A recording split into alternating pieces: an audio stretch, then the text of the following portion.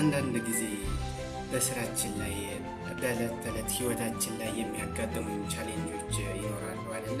ምናልባት ብዙዎቻችን ጋር እያጋጠመን ሊሆን ይችላል። ነጋዴ የሆኑ ሰዎች ሽያጭ የሚጠፋ ቀን ሊኖር ይችላል።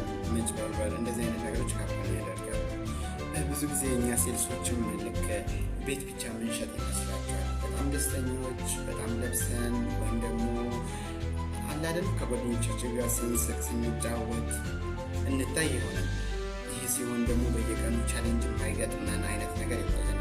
በጣም ብዙ ጊዜ ስሜት የሚነኩ ጉዳዮችን አስተናግደን ያን ሁሉ ችለን፣ ነገር ግን ከሌላ ስራ ዘርፍ ላይ ካሉ ሰዎች የሚለየን ነገር ቢኖር በጣም በጥንካሬ ዛሬ እየወደቅን ብዙ ሊገዛን ይችላል የምንለው ከስተመር እየከዳን ቀጠሮ እያፈረሰብን በቀን ውስጥ ወደ ቢሮ እንመጣለን ብለው ከቀጠሩና 5-6 ሰዎች መሃል የተወሰኑት እየቀሩ ምናልባትም አንድ ሰው እየመጣ ወይም ደግሞ እሱንም እየቀረ ይህን ሁሉ ቻሌንጅ እያሳለፍን ነው ስኬት ላይ ለመድረስ፣ ድላችን ላይ ለመድረስ፣ ካሰብንበት ለመድረስ፣ የራሳችንን ግብ ለማሳካት የተቻለንን ሁሉ የምናደርገው።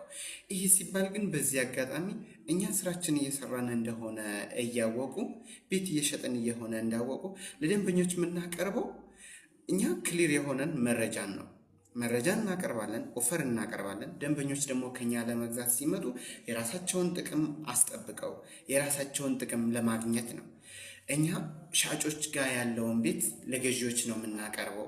ገዢዎች ደግሞ አይተው መርምረው ካመኑበትና ነገ አተርፍበታለሁ፣ ነገ ይጠቅመኛል ያሉትን ንብረት ነው ለራሳቸውን ኦን ለማድረግ የሚተጉት። እና ምን ልላችሁ ፈልጌ ነው፣ በማንኛውም የስራ ዘርፍ ላይ ሆኑ ምርቶቻቸውን በአግባቡ አቅርቡ። ገዢዎች ደግሞ አቅራቢዎች የሚያቀርቡትን ምርት እየመረመራችሁ ግዙ። ይሄን ጊዜ እናንተም የተሻለ ነገር ትገዛላችሁ፣ እኛም የተሻለ ሻጮች እንሆናለን። ለሻጭም ለገዢም መልካም እድል ተመኘው። አብዱልሐፊዝ ነኝ፣ የፕራይም ሪል ስቴት የሽያጭ አማካሪ ነኝ።